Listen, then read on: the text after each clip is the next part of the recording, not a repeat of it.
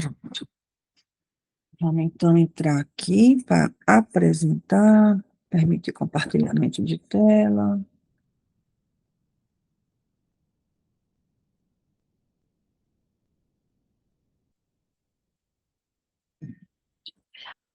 Me digam só se vocês estão vendo o slide. Está todo mundo vendo o slide? Sim. Sim. Agora deixa eu entrar aqui no meu celular, porque aí eu também fico vendo vocês na, na, no chat, senão eu não vejo vocês. Porque quando a gente apresenta, a gente não.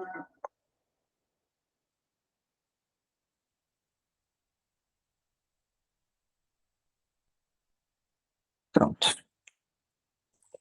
Quando a gente apresenta, a gente não vê.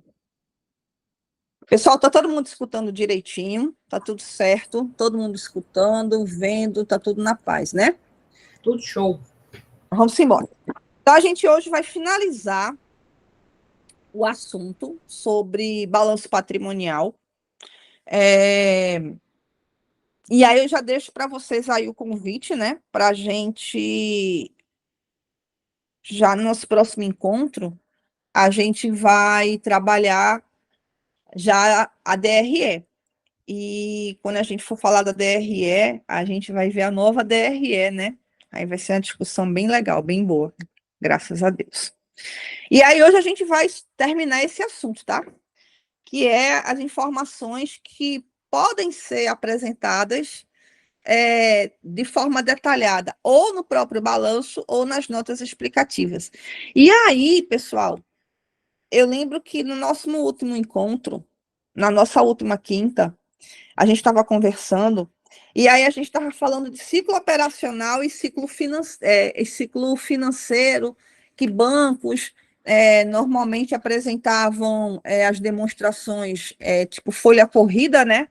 Direto, sem fazer a distinção de circulante e não circulante, e que o ciclo operacional tinha aquela característica de estar associada à operação, né, da empresa, né, e que essa operação ela estava muito assim vinculada a comprar, vender, pagar e receber, né, e que empresas que trabalhavam com ativos de mais longo prazo, né, poderiam ter um ciclo operacional maior do que um ano. Lembra que eu falei isso para vocês? Disse, olha, empresas que trabalham com aviação civil, aviação, empresas que trabalham com construção civil, normalmente tem um ciclo operacional maior, né? Mais dilatado, porque demora mais tempo para que a gente termine o ciclo da operação, né?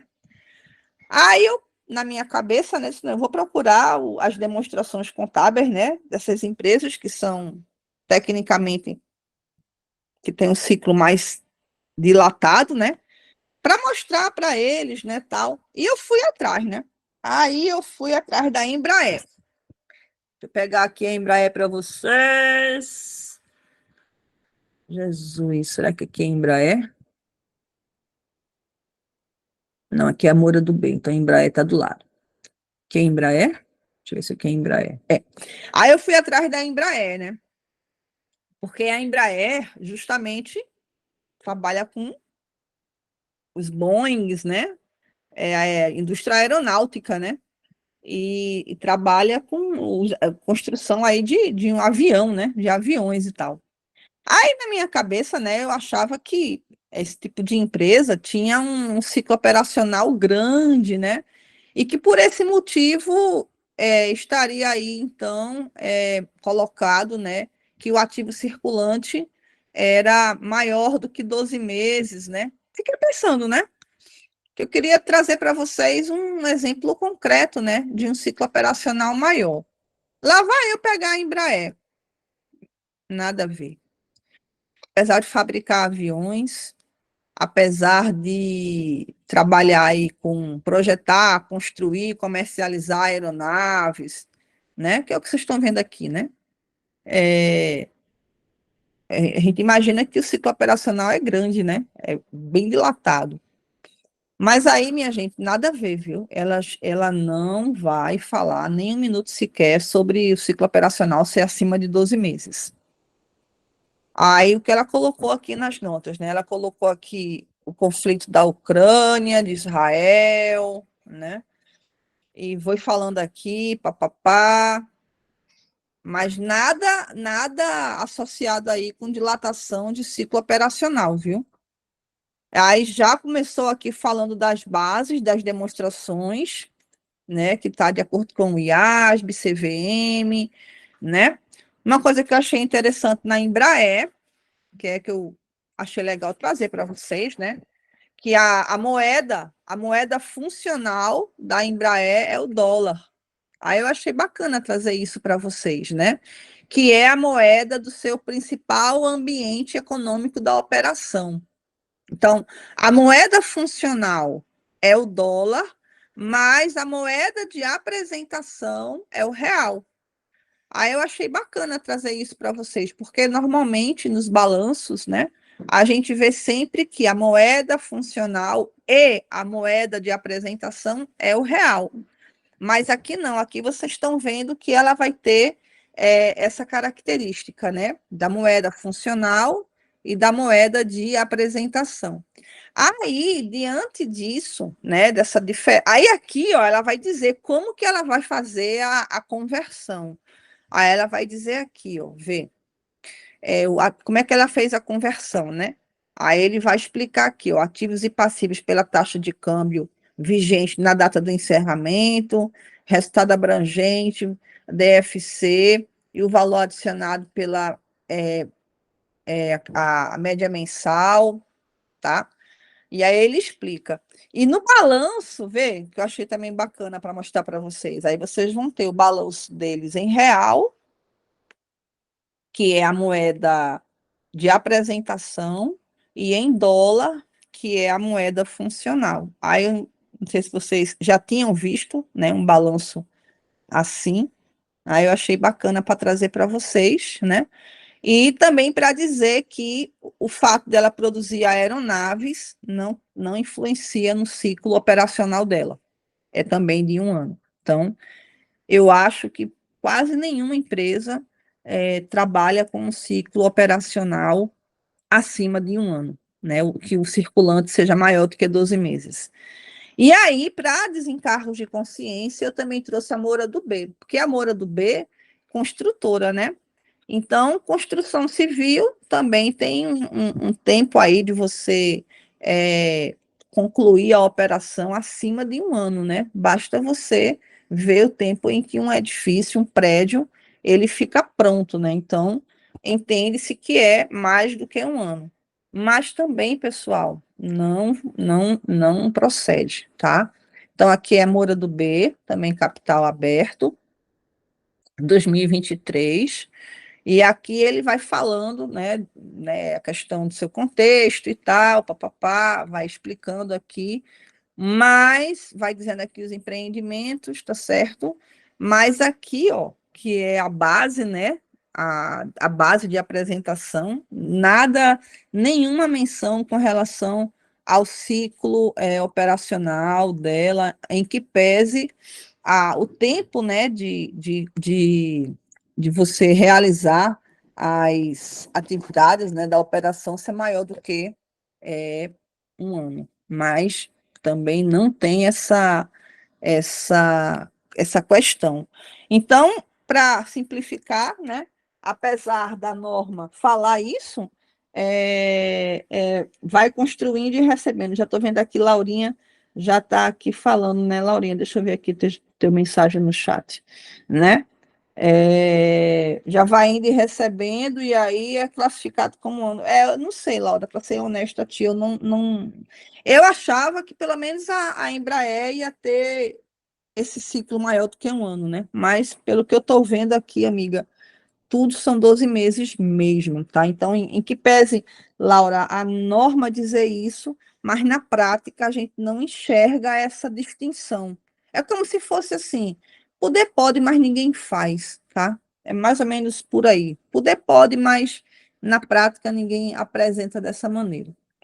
Bom, então, dito isso, né, agora a gente vai, né, de fato, aqui ver a questão das informações que vão ser apresentadas né, de forma diferenciada no balanço ou em notas explicativas, né?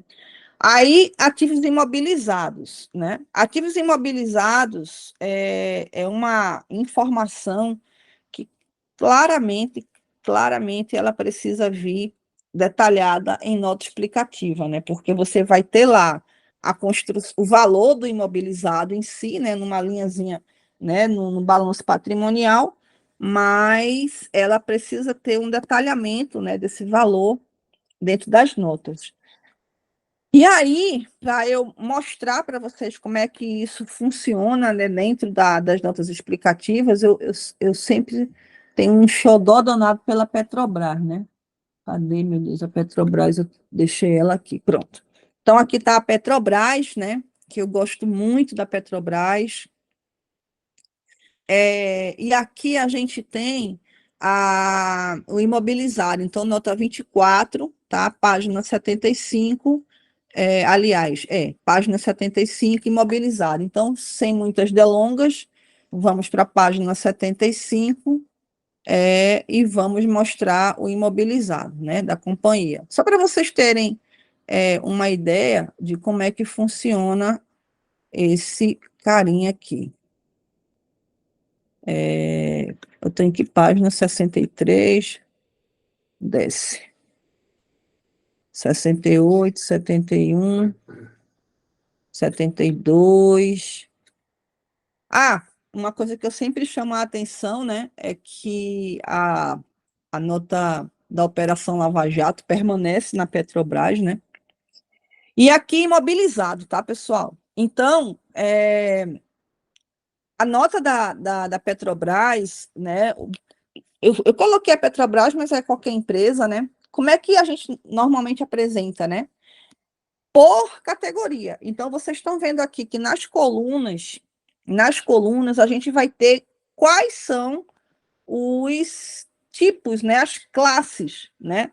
Então, a gente tem terrenos, equipamentos, que está em construção, gastos com exploração e desenvolvimento de poços ou plataformas, direito de uso, que representa aí os arrendamentos, né? E aqui o total da história, né? Então, você vai enxergar aqui, né, por coluna, quais são os grupos de imobilizados e por linha você vai enxergar o que está acontecendo com cada elemento desse, né? Então, quanto é que tem de custo, quanto é que tem de depreciação, o que é que teve de adição, o desmantelamento, né, que representa aquele gasto que a gente precisa ter para poder colocar a área, o terreno, né, nas condições iniciais. Juros capitalizados, não sei se vocês se lembram, mas existe um CPC, né, que é o CPC 20, que fala exatamente sobre isso, né, que quando a gente está em processo de construção, né, e você tem um empréstimo associado, a essa construção, você pode pegar os juros, que são as despesas financeiras, né? E aí você pega esses juros e você considera que esses juros eles fazem parte do custo do ativo, né? E aí, ó, você vai olhar aqui, ó, ativos em construção, né? Que é essa coluna aqui. Aí, dentro de ativos em construção, você vai ter justamente a capitalização dos juros, que é a permissão normativa de você trazer uma despesa financeira como sendo parte do imobilizado, né? Baixas, transferências, quanto que houve de depreciação, quanto que houve de amortização. E aí, lembrando que essa amortização, viu, pessoal, é associada aí aos arrendamentos, né? Arrendamento, que é o direito de uso, né? Dos imóveis arrendados, e aqui também a amortização desses gastos, né? Com desenvolvimento. E depleção, né, para quem não sabe, não é a depreciação do Cebolinha, né? Depleção é a depreciação de poços, tá? E aqui o impairment, né? Que tanto a gente pode encontrar a constituição, ou seja, o reconhecimento do impairment, como também você vai ter a reversão desse mesmo impairment, né? Então, aqui só para vocês verem, né? O imobilizado total, né, da companhia, totalizando aqui 1 bilhão, aliás, né, pelo líquido, né, 759 bilhões de reais, 1 bilhão e 200 líquido, com 520 de depreciação, impairment e depleção, tá? E aí, aqui, ó, aqui é o ano anterior, né? E aqui na nota 24.2, para você ter uma ideia do quanto a Petrobras ela abre a nota, né? Ela vai trabalhando a informação. Então, aqui você vai ter agora o quê? A vida útil, né? Aí você vai ter o tempo de vida útil, a vida útil estimada, o direito de uso, né? Que é justamente a questão dos arrendamentos mercantis. Aí você tem aqui todos os. Aí, quais são esses arrendamentos, né? Qual é o arrendamento que ela tem? Então, tem arrendamento aqui, ó, plataformas, embarcações, né? Imóveis. E aí ele vai explicando tudo. E uma outra coisa que eu também queria mostrar para vocês, que eu acho bacana vocês também terem esse conhecimento, que antigamente, né, pessoal, quando a gente escrevia nota explicativa, era muito comum que você colocasse a política contábil em cima, né, no início das notas, e a nota em si ficava separada, né? Então ficava aquele vai e vem, vai e vem. E agora você está vendo que a política contábil ou a prática contábil fica dentro mesmo da nota, tá vendo? Ó, porque a nota toda, é a nota 24, é a nota do imobilizado. Veja bem, imobilizado é a nota. Aí você já abre explicando aqui, né, a categorização dos imobilizados, né, com o tempo de vida, os direitos de uso, que são os arrendamentos, e aqui ele vai colocar a política contábil dentro da própria nota 24. Então, não vai ficar aquela coisa apartada. Política em cima e as tabelas embaixo. Ele junta, tá? E faz uma coisa só, tá? E vai explicando tudo aqui, tá? Então, realmente é uma nota bem completa, né? E na política contábil, ele não vai fazer aquele copia e cola do CPC, né? Que também é muito comum a gente enxergar isso. Ele coloca uma coisa assim mais bem direcionada, né? Direcionada para o imobilizado da Petrobras. Certo, pessoal? Então, espero assim que tenha ficado bem bacana essa visão, né, de como que a Petrobras abre o imobilizado dela. Ah, professora, mas Petrobras é muito grande, é uma empresa gigante, tal, não sei o que lá. Beleza, mas eu queria mostrar como é que era numa grande empresa, e daí vocês trabalham uma informação menor para vocês, uma informação mais simples, mas é importantíssimo, tá, galera, que essa informação ela venha detalhada de alguma forma nas notas explicativas. Contas a receber, os famosos clientes, né? Também é importantíssimo que essa nota ela venha detalhada, dizendo a idade das contas, a idade, ou seja, o tempo de vencimento, o que é que está vencido, a PSLD, né? Então, aí mais uma vez eu peço licença para mostrar na prática como é que funciona, né, o contas a receber. Então, deixa eu subir, vou para o meu índice, né, porque a gente tem que ter um índice aqui.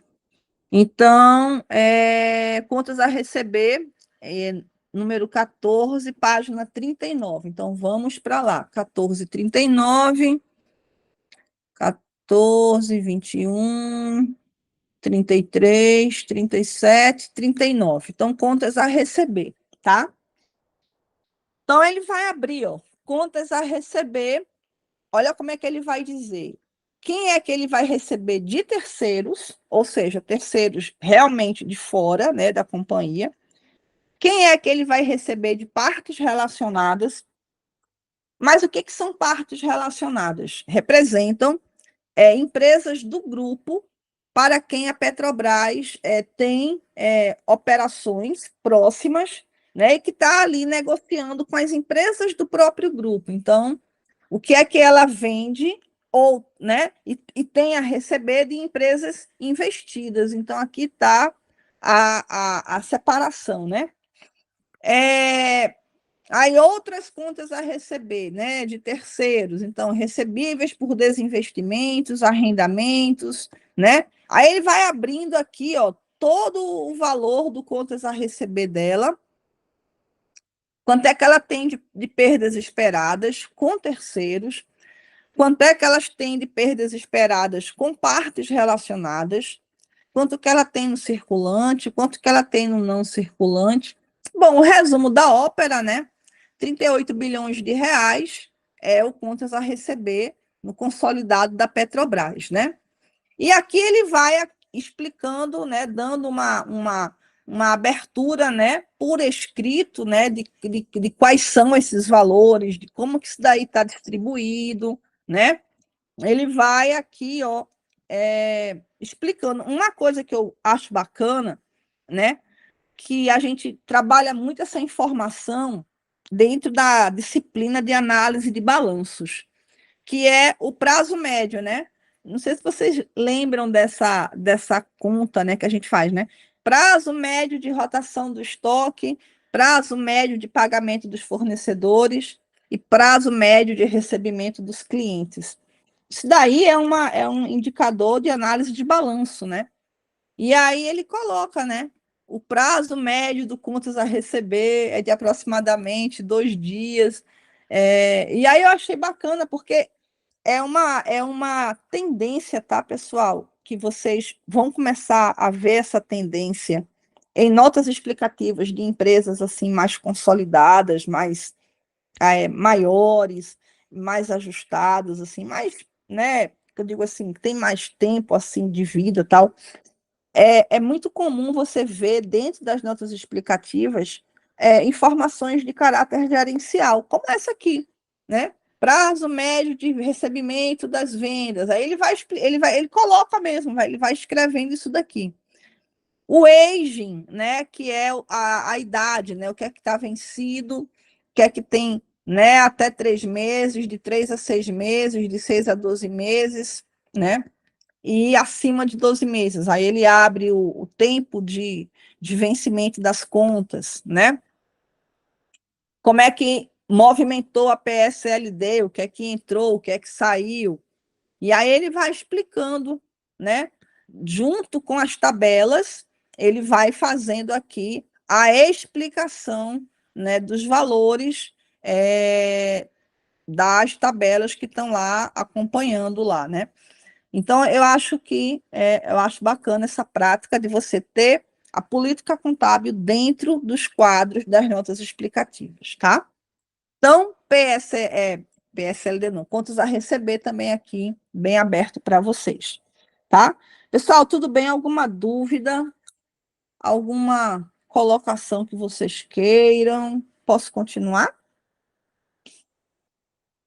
Estoque, né? Também é uma outra conta que normalmente é muito comum assim que você tenha abertura para que posso explicar melhor, né? E aí peço novamente, né, licença a vocês para mostrar o nosso estoque aqui, né? Então, subindo aqui, estoque, nota 15, página 39. Vamos embora para ela. Nota 15, página 39. Nota 15, página 39, página 37, 38, 39 é a próxima nota aqui. Então, estoque, né? Então, qual é o estoque da Petrobras? Aí ele abre, né?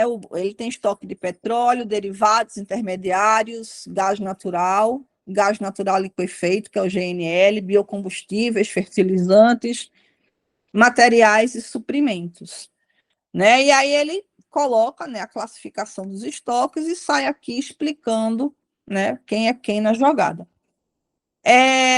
Existe aqui uma perda calculada, né, que ele vai explicar, ó, redução do saldo dos estoques, né, de 8 bilhões 620, né, ou seja, passou de 45, né, aqui, ó, passou de 45 para 37, né, então houve uma redução, né, desse saldo.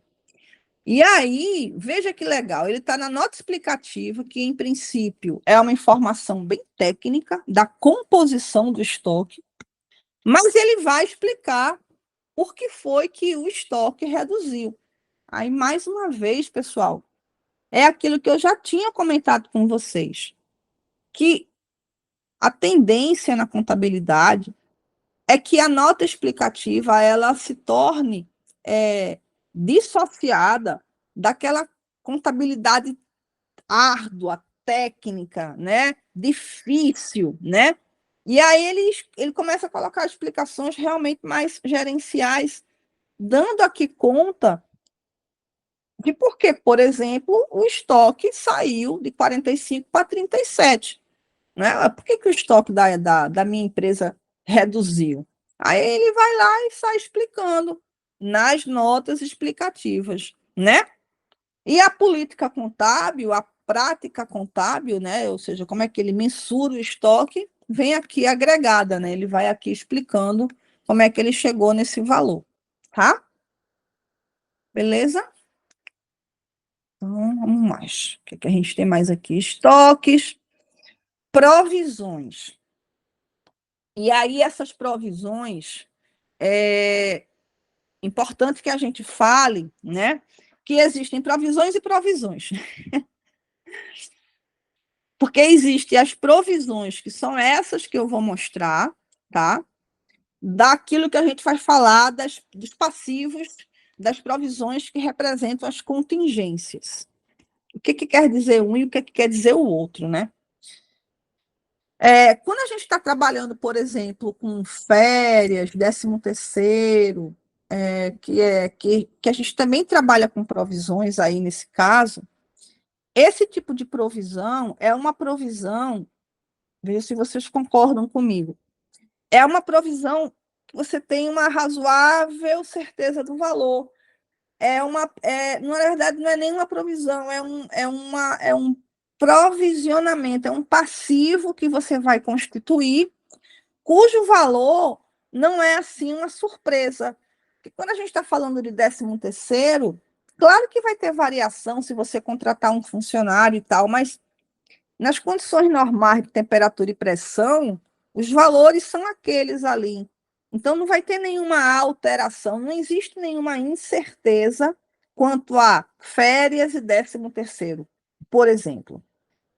Então, do ponto de vista da contabilidade, sabe, galera, do ponto de vista assim, contábil realmente, esse tipo de provisionamento de férias e 13º, né, eu estou falando isso porque é o que a gente está colocando aqui na brincadeira, isso não seria uma provisão, isso seria realmente um passivo, né? E a provisão representariam aqueles outros passivos de prazos e valores incertos, que são as contingências. E aí, quais são essas provisões contingenciais, né? É aquela provisão cível, é aquela provisão trabalhista, é aquela provisão tributária e é aquela provisão contingência ambiental. São 4, né? Deu para entender a diferença das provisões para 13º e férias, das demais provisões, né? Que são as obrigações contingenciais. Então, indo para a parte prática, vamos subir e vamos mostrar como é que a Petrobras trabalha isso. Então, vindo aqui para o nosso índice, para o nosso sumário, Benefícios a empregados é o que ele vai chamar aí de 13º, férias. E provisões, né? As provisões contingenciais é o que ele vai chamar aqui de processos judiciais, tá? Então, página 47, item 19. Então, vamos para lá. 47, 19.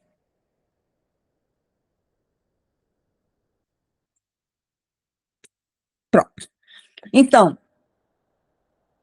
as provisões é o que a gente vai chamar aí de passivos, que eles têm prazo incerto e também natureza incerta, né? O que a gente chama de prazo incerto? O prazo é que você não sabe exatamente quando é que vai ser realizado o desembolso financeiro. Então, esse prazo você tem uma expectativa, mas você não pode afirmar com certeza que vai ser tal dia, né? Porque, na verdade, a empresa, né, vai tentar postergar isso ao máximo e o demandante vai tentar apressar isso ao máximo. Então, é um passivo que tem um prazo e também valores. Os valores, eles vão oscilar dependendo da interpretação, né, do juiz e do trabalho do advogado. Então, as provisões, né, são aquelas que a gente tinha conversado, né, que são as trabalhistas, as fiscais, de natureza fiscal tributária, as cíveis, né, e as ambientais. E todas as 4 formas, né, de provisões, a Petrobras ela possui. E aí, para vocês terem uma ideia, né, dos valores. Então, provisões trabalhistas, 3,9 bi, provisões tributárias, 2,6 bi, provisões relacionadas a processos cíveis, 7,8 bi, e ambiental 1,6, totalizando 16 bilhões. E aí ele vai abrindo essas provisões, tá? Ele vai abrindo aqui. Outro detalhe é o que ele chama de processos não provisionados. O que são processos não provisionados? Então, vamos lá. Na contabilidade, a gente tem são 3 palavrinhas, né? Provável, possível e remoto, né? As 3 palavrinhas. O que é que a gente contabiliza, né? A gente contabiliza o que é provável, né? A gente vai contabilizar aquilo que é provável. Provável de quê? De provável pagamento. E o que é de provável pagamento? É aquele que é mais provável que sim do que não, né? Ou seja, em outras palavras, né? No bom contabilês, é bem provável, tá certo, que você realize esses pagamentos aqui, tá? Então, esses valores provisionados indicam que você vai realmente aí, praticamente certo aí, bem mais do que 50% aí, você vai ter que pagar, né? E aí é de provável pagamento, né? Aqui são os depósitos judiciais, que é outra história, né? Que é relacionado, mas é outra temática, né? Que você está fazendo, está em litígio e está fazendo em depósito judicial para poder verificar depois como é que vai se sair, né? Mas aqui é o não provisionado. O não provisionado, né, são aqueles processos, né, e ele já está explicando, ó, cuja saída de recurso não é provável. Por que não é provável, né? Não é provável porque ou você não tem como fazer uma estimativa de valor que seja clara, que seja segura, ou porque você, né, não existe uma grande chance de você ganhar, né, da empresa não ter que pagar, né? Então é quando o advogado ele coloca no processo, né, a o carimbo lá, né, de que aquele processo ali, ele é o quê? Possível, né? Então, o que é não provisionado, né? São aqueles que você sejam possíveis ou sejam remotos. Porém, mesmo que ele não seja provisionado, né? Mesmo que ele não seja provisionado, e a probabilidade de perda é o quê? Possível, né? Ele apresenta os valores. Então, não é porque ele não vai contabilizar, né? Isso não está no seu passivo, né? Não é um passivo, é uma nota explicativa. Aí ele vai dizer. Então, os processos que são possíveis, ou seja, processos que existem, mas que a probabilidade da Petrobras ter que desembolsar esse dinheiro é possível. Então, ela pode ganhar, ela pode não ter que fazer isso. O valor de 291 bilhões de reais, né? Então, ele vai explicando aqui. E aí, pessoal, o que eu acho bacana, né, é que ele abre mesmo, tá? Ele vai abrir, ele vai explicar tudinho. E ele coloca os valores. Eu acho muito bacana essa parte assim que ele abre, sabe? Poucas empresas, pessoal, fazem isso que a Petrobras faz. Ele abre natureza trabalhista, ele sai abrindo tudo, né? Cível e também ambiental. Então, ele coloca, né, na nota explicativa dele, tá, as suas provisões. Então, só lembrando aqui, né, provisão é uma coisa, que são essas contingências, tá? E passivos de 13º, passivos de folha, são outros passivos, é diferente, o significado é distinto, tá? Embora a gente use o mesmo nome, mas se a gente quiser falar o bom contabilês, como diz a história, né?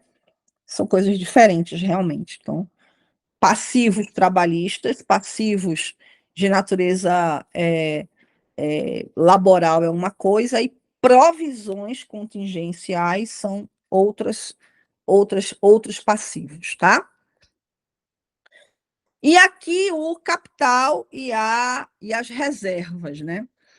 Capital e reservas é um assunto muito amplo, tá? A gente vai trabalhar esse assunto em detalhes, em riqueza de detalhes, quando a gente for ver a DMPL. Mas, só para vocês terem uma ideia aqui, aí lá vamos nós voltar aqui para a querida Petrobras, né? Espero que vocês não fiquem de saco cheio de eu ficar o tempo todo com a Petrobras, mas é porque ela é tão rica, pessoal, em informação, e eu acho tão legal assim quando a gente pode explicar uma coisa e mostrar.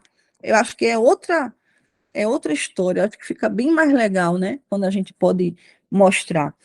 Então, aqui, ó, nota 34, patrimônio líquido, página 104. Então, 34 e 104 é a nossa chamada cá. Vamos cá. 34 e 104. 34 e 104, 103, 104, PL, né?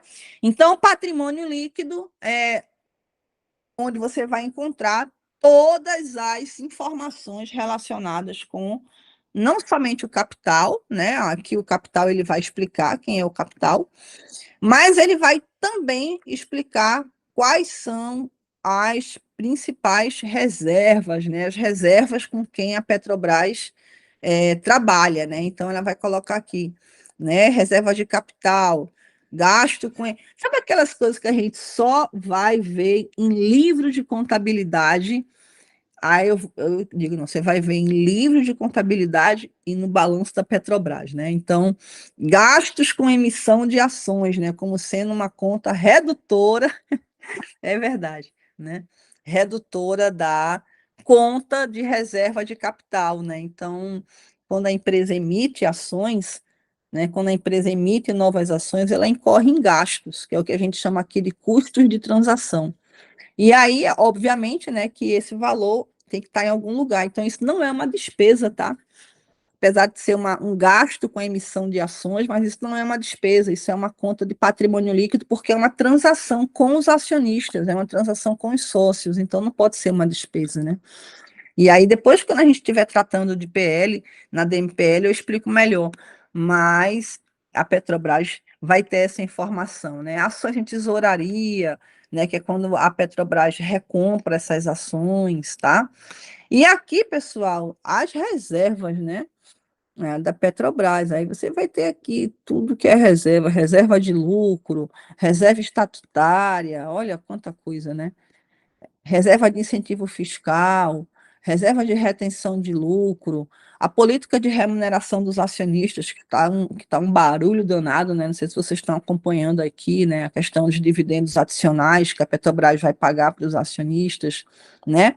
Então, tudo aqui bem explicado, tudo que ela pagou de juros sobre capital próprio, a política de distribuição de JCP também está aqui, né?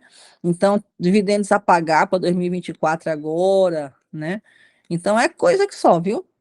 Né? Que ela, ó, política do JCP, como é que ela vai pagar juros sobre capital próprio, quais são, né, a prática que ela vai utilizar, tal. Então, tá tudo aí na nota explicativa de patrimônio líquido. E aí, pessoal, só para vocês terem uma ideia também de como que funciona essa nota explicativa da Petrobras, né? É, olha só que legal.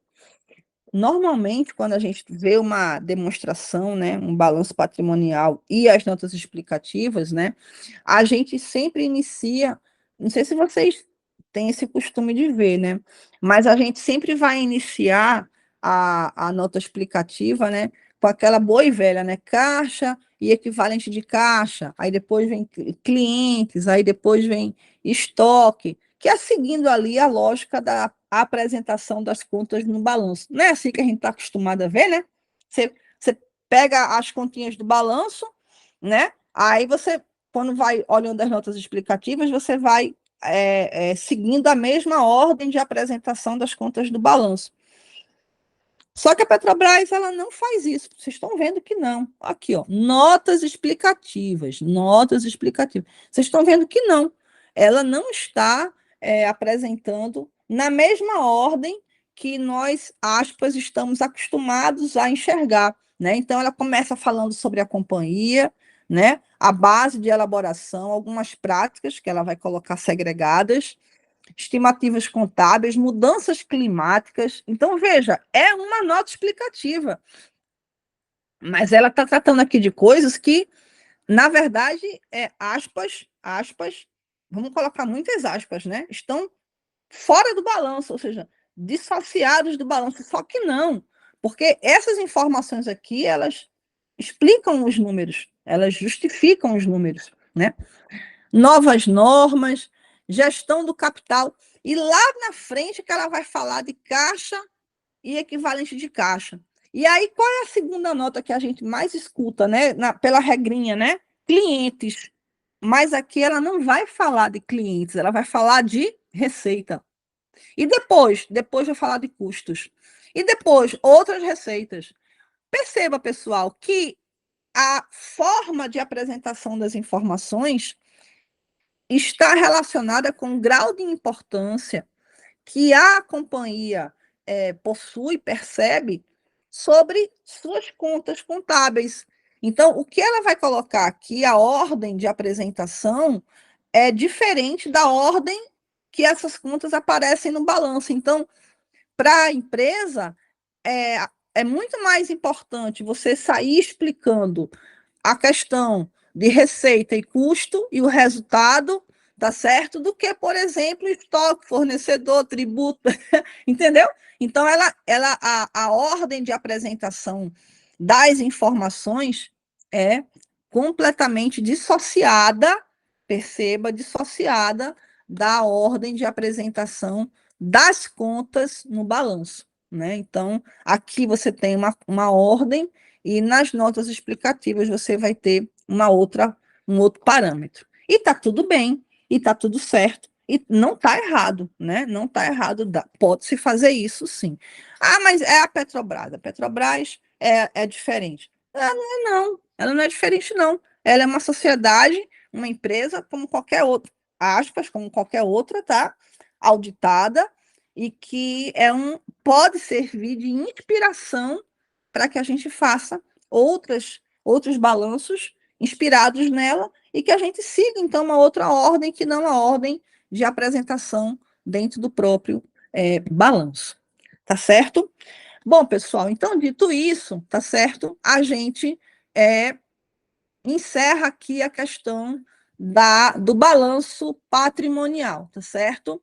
E aí, o nosso próximo ponto já vai ser a DRE, a DRA e a nova DRE que vai chegar daqui a pouquinho para a gente, tá?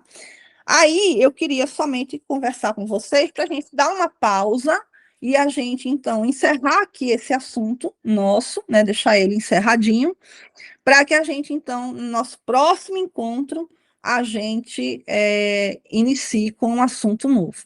Pode ser assim? Tá tranquilo? Turminha?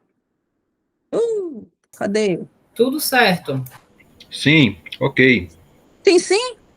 Oh, bênção. Então, deixa eu só terminar aqui rapidão antes de eu fechar aqui. Deixa eu parar aqui a gravação para a gente